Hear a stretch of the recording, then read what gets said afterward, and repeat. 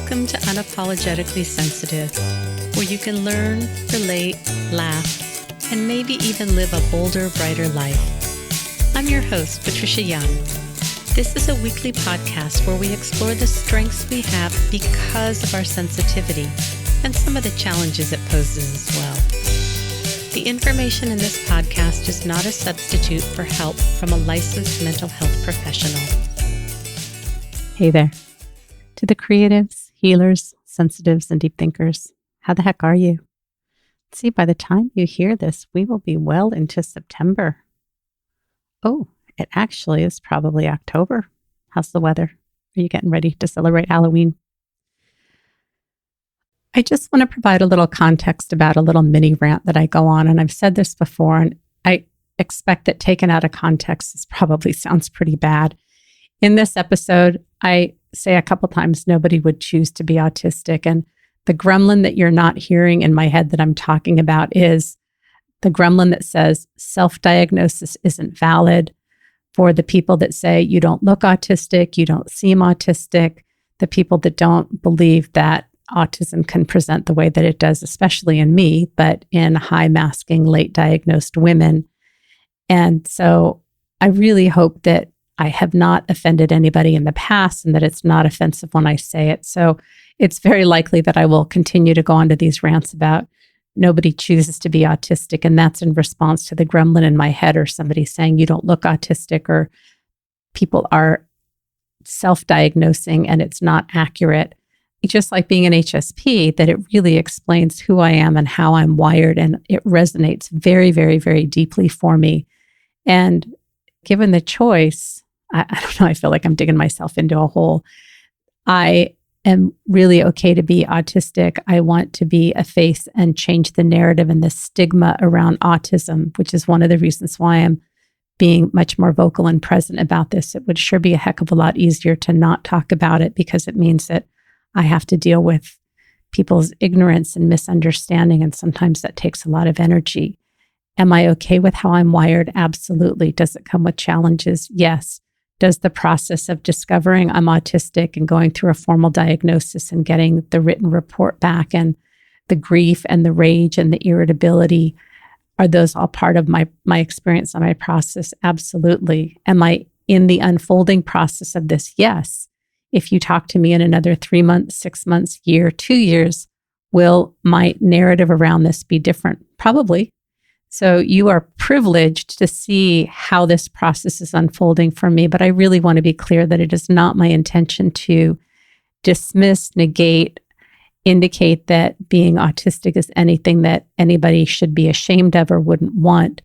But I don't think I shared that piece of context that every time I go back with, like, people just wouldn't want to be autistic for the sake of being autistic. It's really speaking back to that gremlin that I hear very frequently about self-diagnosis not being valid. Okay, I do not have any notes and I'm highly charged and a lot of things are bugging me today, and I probably should not be recording, and I'm just going to go for it and see how it goes. When we talk about autism, self-diagnosis is valid, and generally, really the truth is nobody wants to be autistic.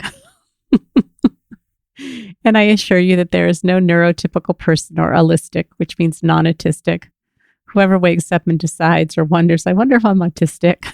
It just doesn't happen.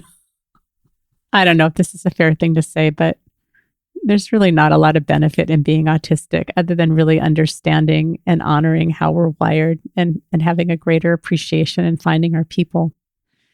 And I know in one of the earlier episodes, I said I sat with wondering if I was autistic for about 6 months, but I recalled having a conversation with a guest that I recorded with probably a year ago in July or August, and talking with this guest before we recorded. And at that point, I had suspected that I was autistic. So I probably sat with it for at least a year before I said anything.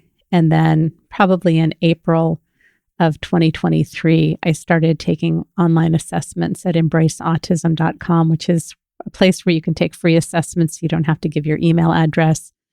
If you do them, what I would suggest is download them and save them. So if at some point in the future, and I was not ever planning on getting a formal diagnosis, you have them to provide to the assessor. So every time I took an assessment, I was sure I wasn't going to meet the threshold for autism, and I did. And then I decided to declare that I'm autistic. I'd done thorough research, sat with it for a long time, and it really fit for me.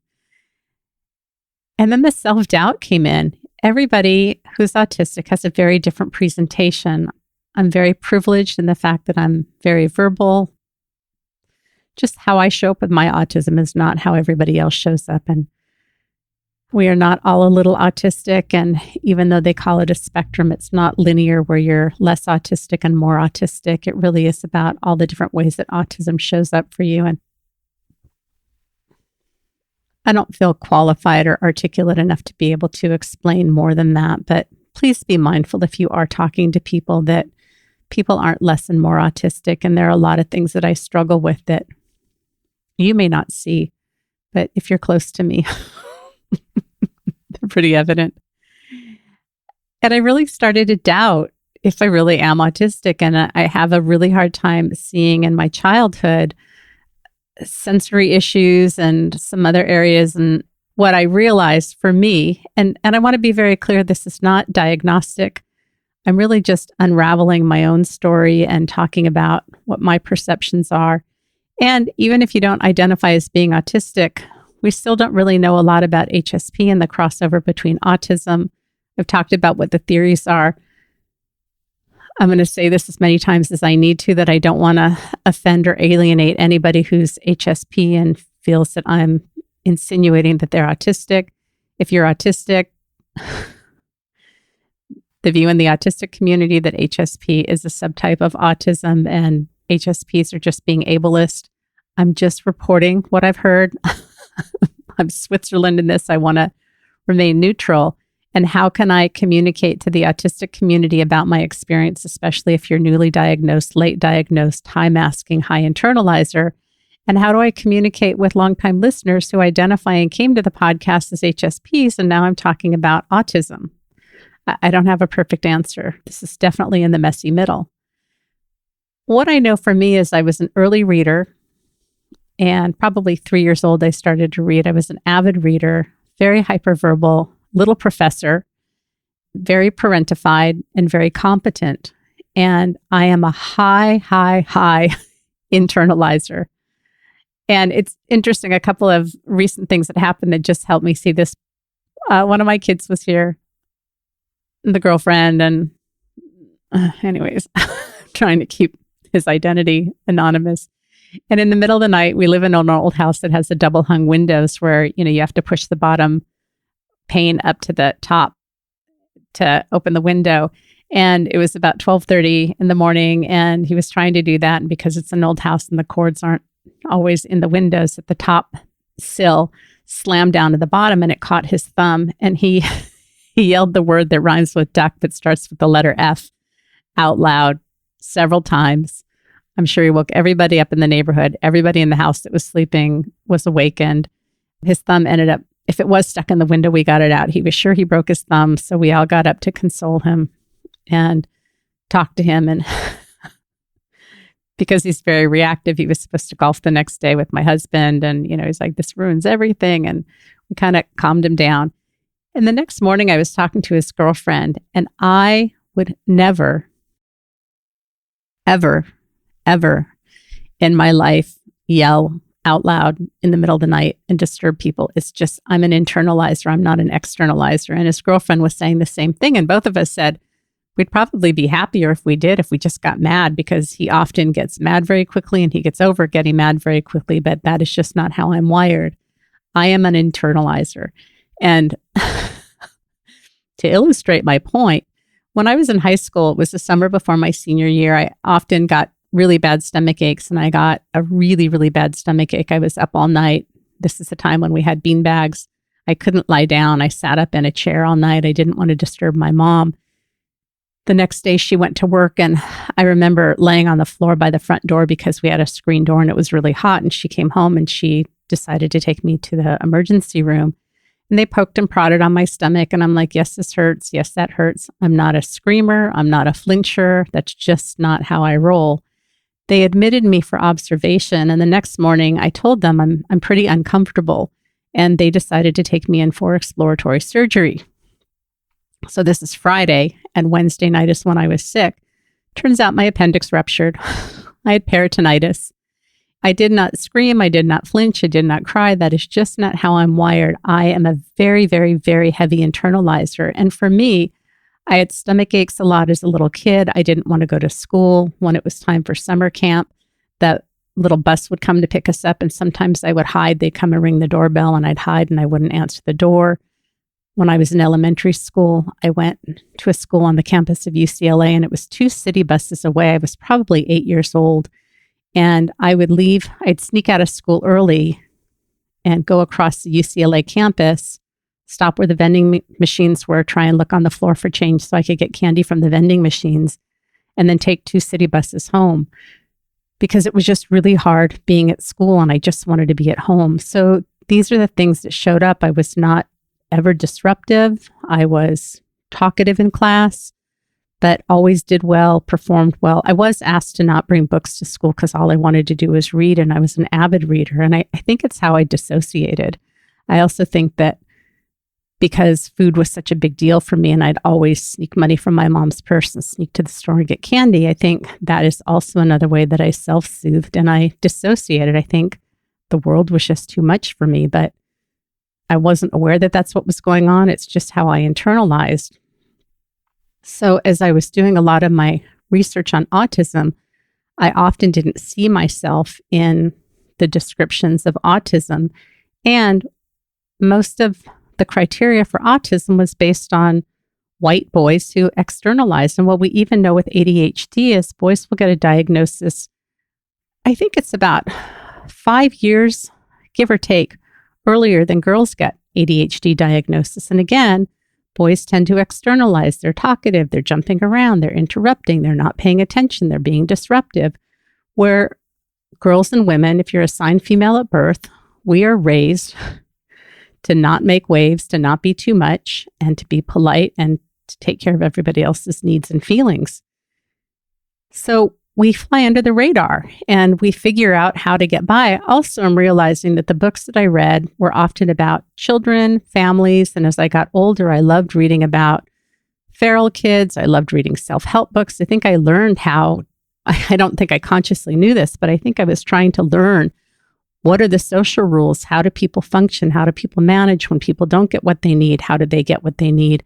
You know, I always love stories about hardship and abuse, neglect, feral children. Not that I was a feral child, but I suspect that on some unconscious level, this is what my interest is. And I know my special interest is relationships. And where I have almost all of my trauma is in relationships as well. And so I wasn't interested in trains or dolls, and I was interested in crafts, but I really think that relationships are my special interest. Even after deciding that I am autistic and talked about it on the podcast, I still had a lot of doubt. And I've told you I'm probably going to repeat myself as many times as I need to until I don't need to talk about it anymore. But I had somebody who was a close friend who really doubted my self-diagnosis and talked to her neuropsych who said, oh, you know, women are just over-identifying as autistic and it's really not a thing. And I set a boundary with this person and they said, everybody on TikTok, they're talking about bendy bodies. And now they're talking about autism. And I let her know that I was following people that are autistic that had PhDs. And then she was glad that I was at least following experts. I couldn't figure out what to do about the podcast and making changes on my website. And her suggestion was that I wait until I'm certified in autism before I talk about it. Well, I've had 60 years of the lived experience of being autistic, so I don't need any certification.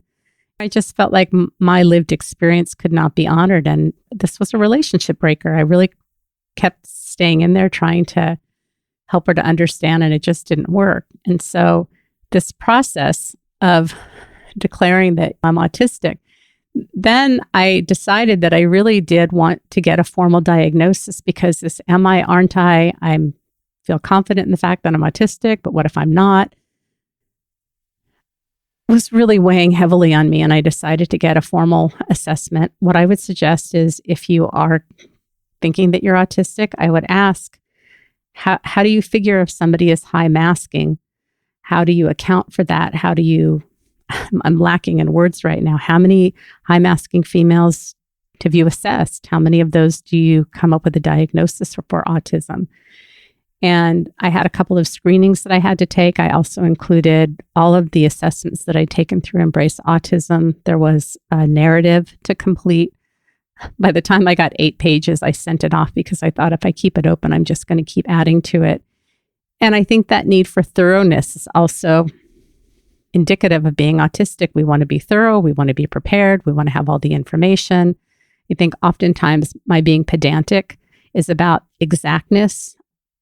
I know of people who are autistic who feel like people argue because they think that they want to be right, but it's about wanting to be correct. The exactness is really important. And then the week before I had my autism assessment, I went through so much grief. I cried every single day. It was a really, really painful experience. And I knew that it was just something that I had to go through. And then my fear was, what if I pay for this assessment and they don't see my autism? And Jen and I talked about this the morning of my assessment. And then the assessor asked, what would it mean if you get an autism diagnosis? And I said, I'm going to be relieved. It's going to make so much sense. And she's like, what if you don't get an autism diagnosis?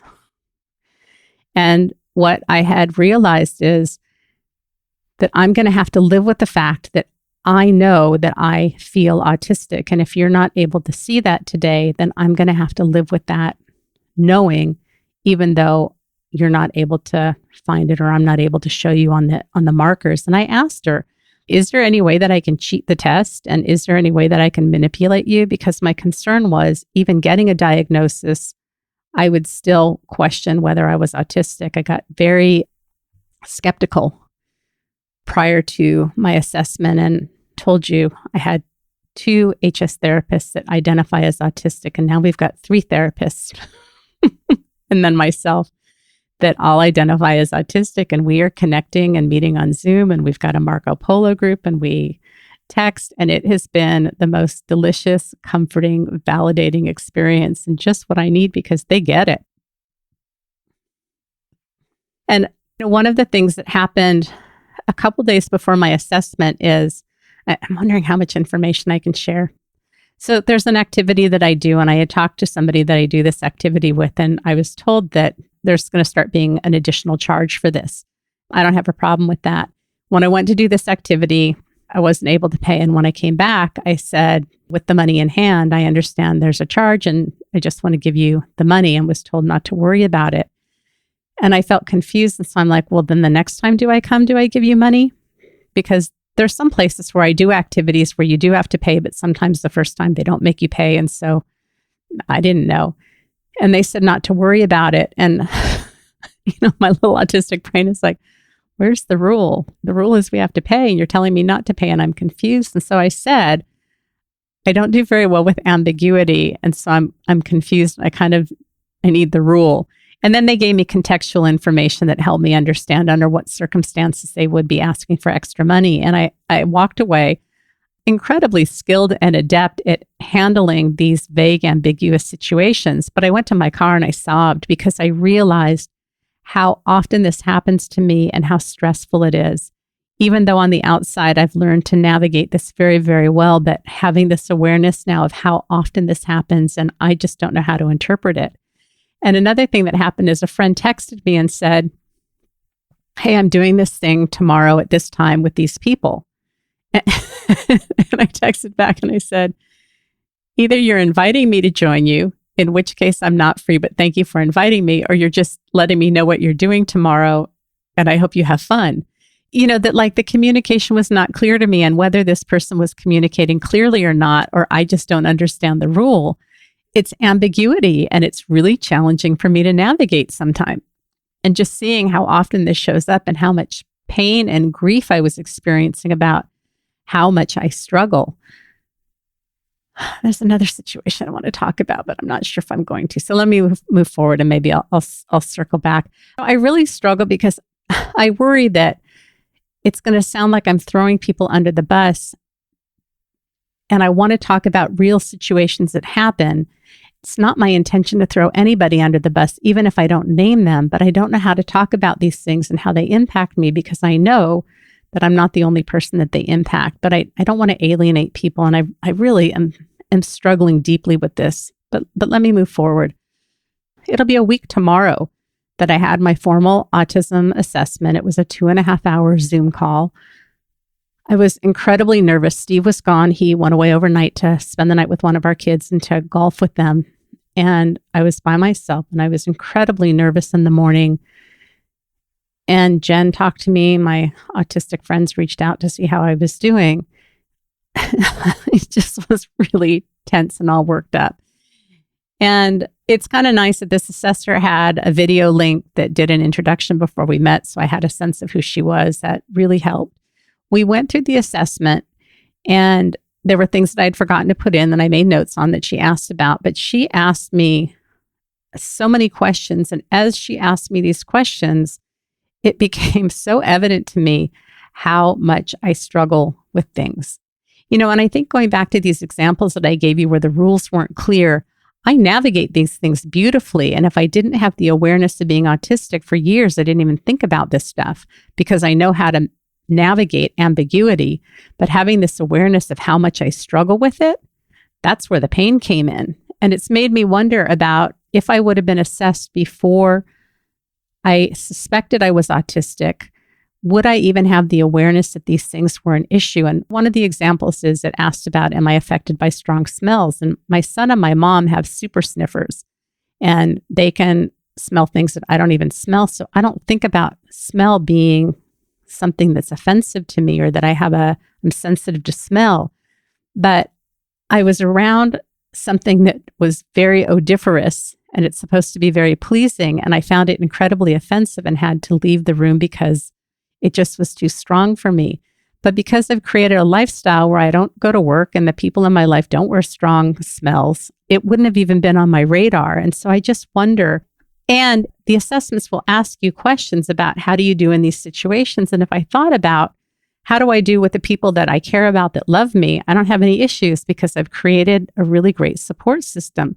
But if I think about the situations where I feel awkward, I feel uncomfortable, I don't spend time around those people because I don't have to. Had I taken these assessments prior to wondering if I was autistic, I have a lot of value in being competent. And would I have answered differently? I don't know.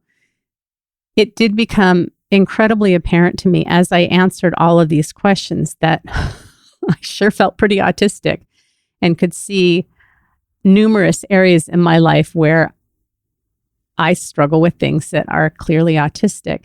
And when we had started the assessment, the paperwork had said that they had paperwork for my mom to fill out and possibly my husband, and I hadn't received any of it. And I asked her about that. She said, well, we'll have our assessment today, and then we can talk about whether or not you want that additional paperwork.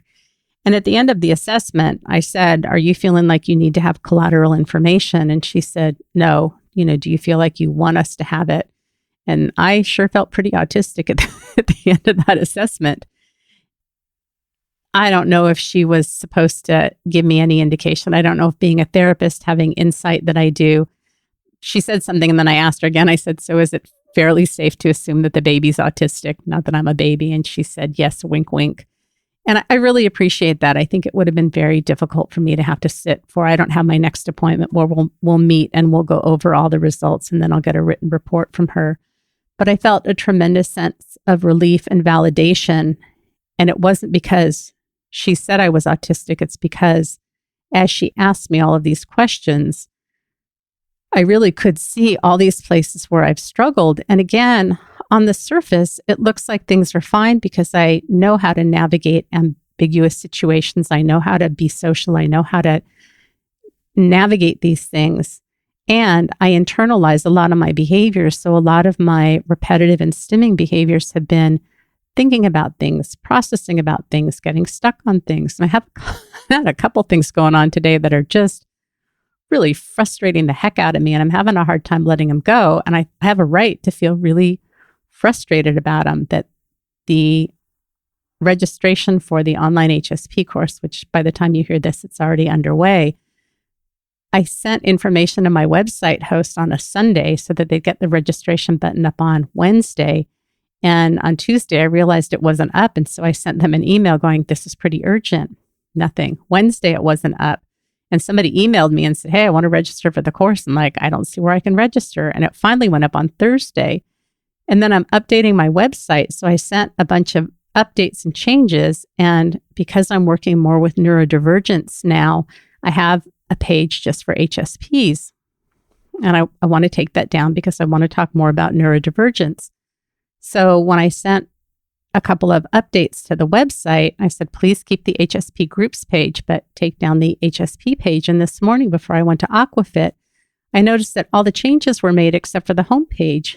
And there was an email saying, I did all of your updates and you want to keep the HSP groups page correct. And I said, yes, please keep the HSP groups page, but you missed everything for the homepage. And I finished Aquafit.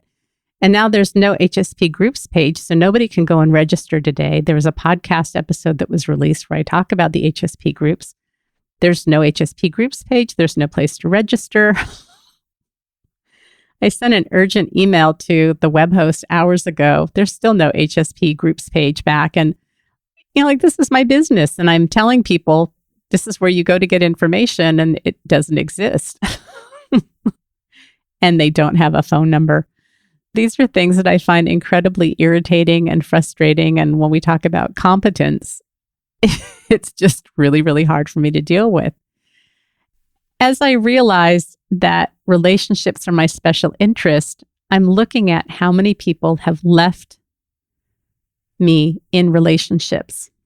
And early on, I talk about attachment injuries and wounding, and I'm really looking through things now through the lens of neurodivergence around my autism.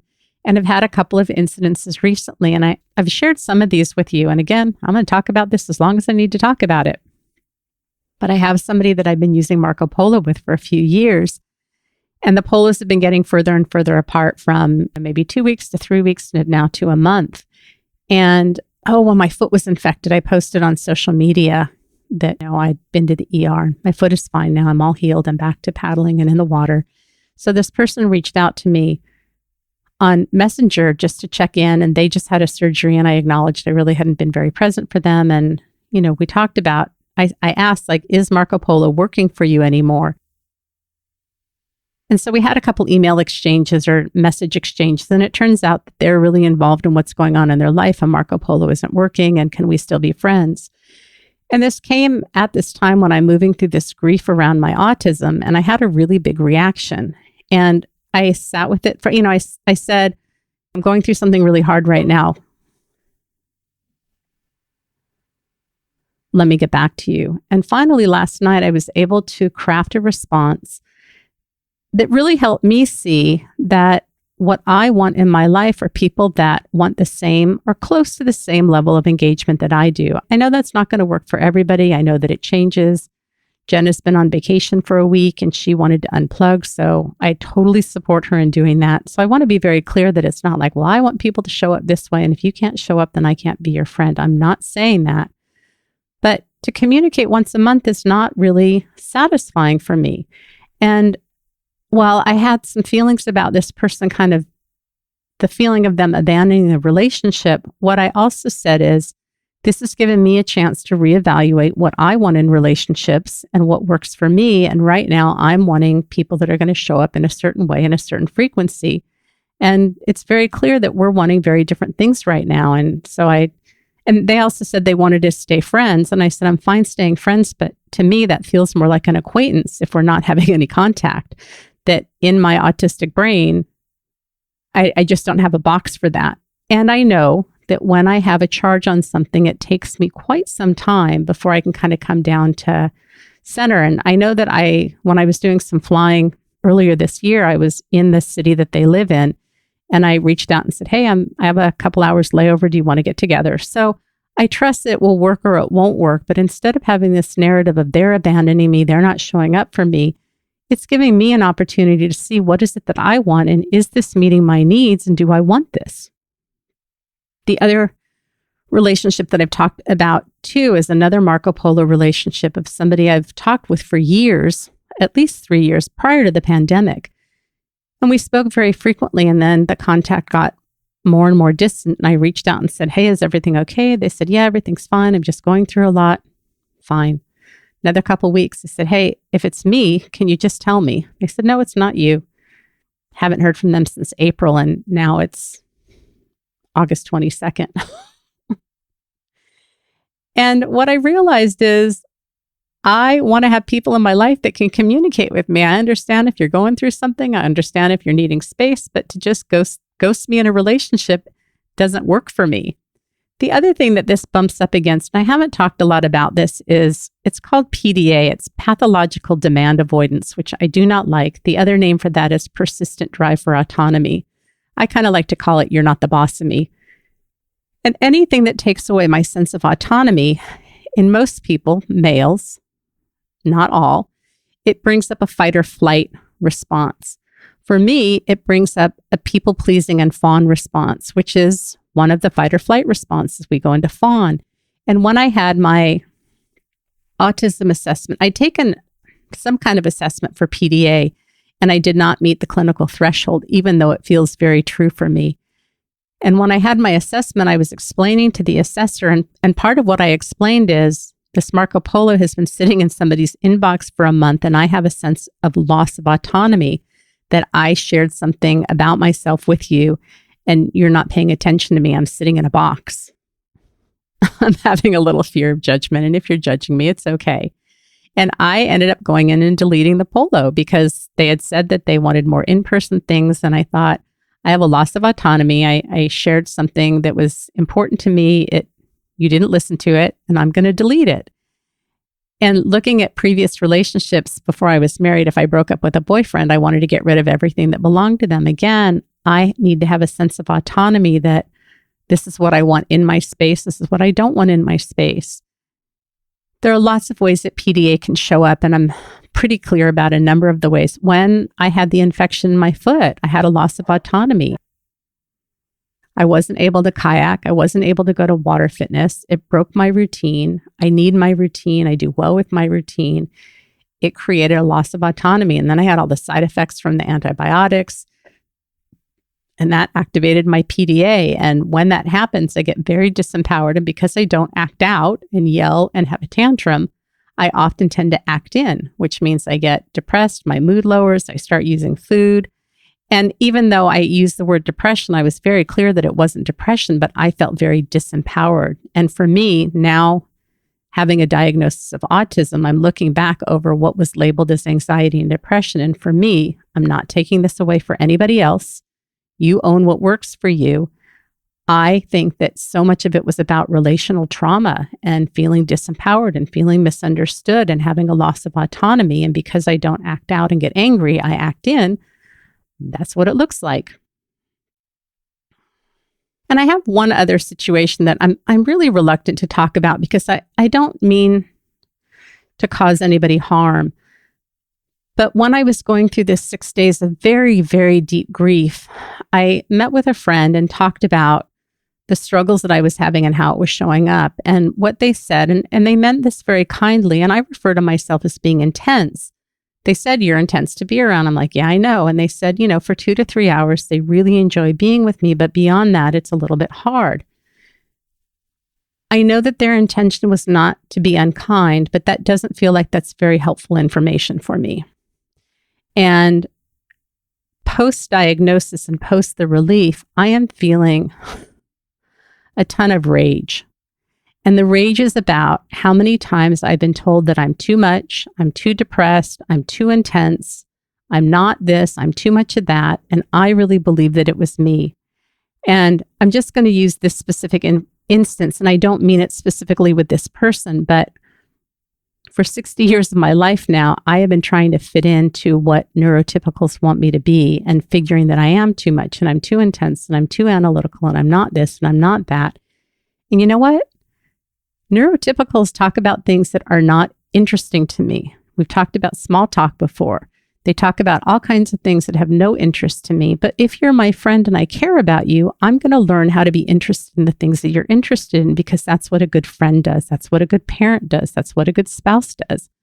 My husband golfs. I don't really care about golf, but it's important to him. So I ask him when he comes home, what was your score? What were the holes like? How did you do on the front nine? How did you do on the back nine? I've created a way of communicating with him about something that's important to him because I care about him.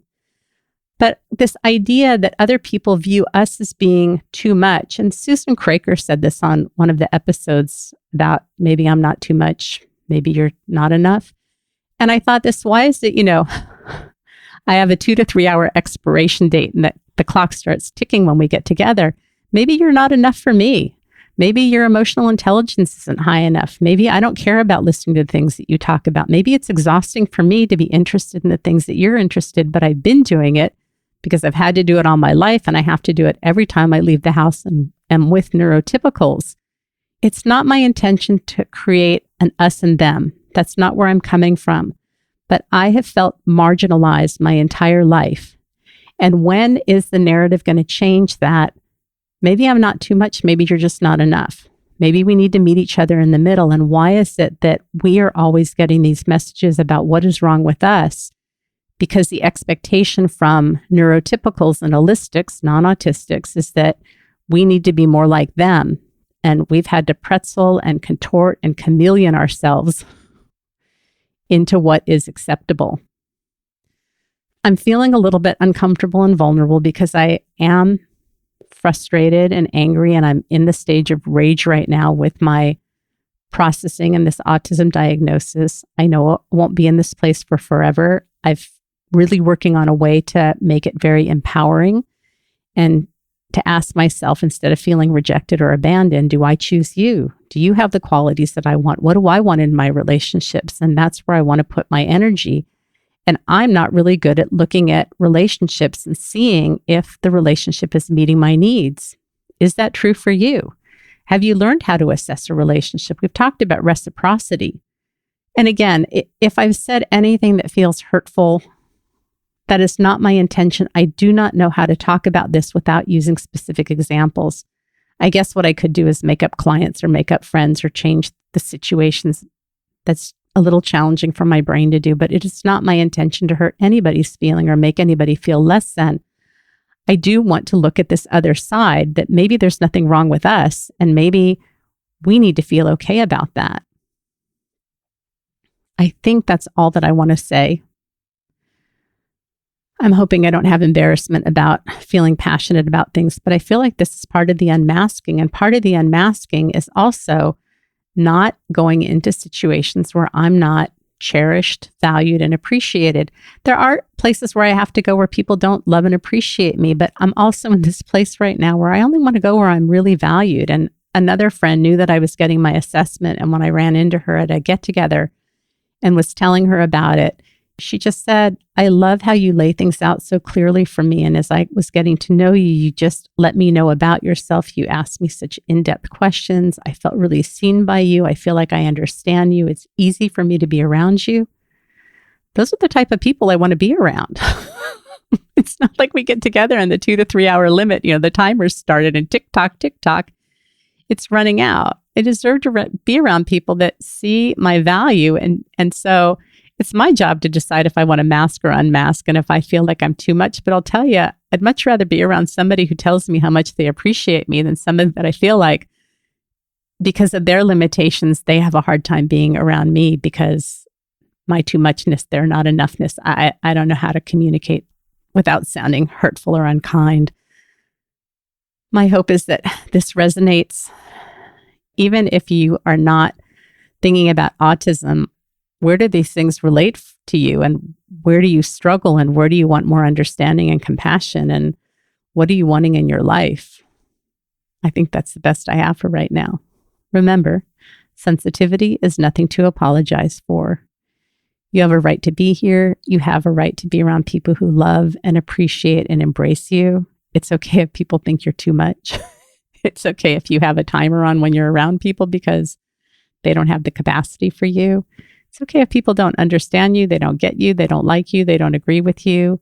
There really are people that are meant to be your people. And when you find those people, even if the relationships aren't long-term, they don't last for a long time, that's okay. It's okay to want to talk about the things that are important to you. It's okay to want to be mad about the things that make you mad.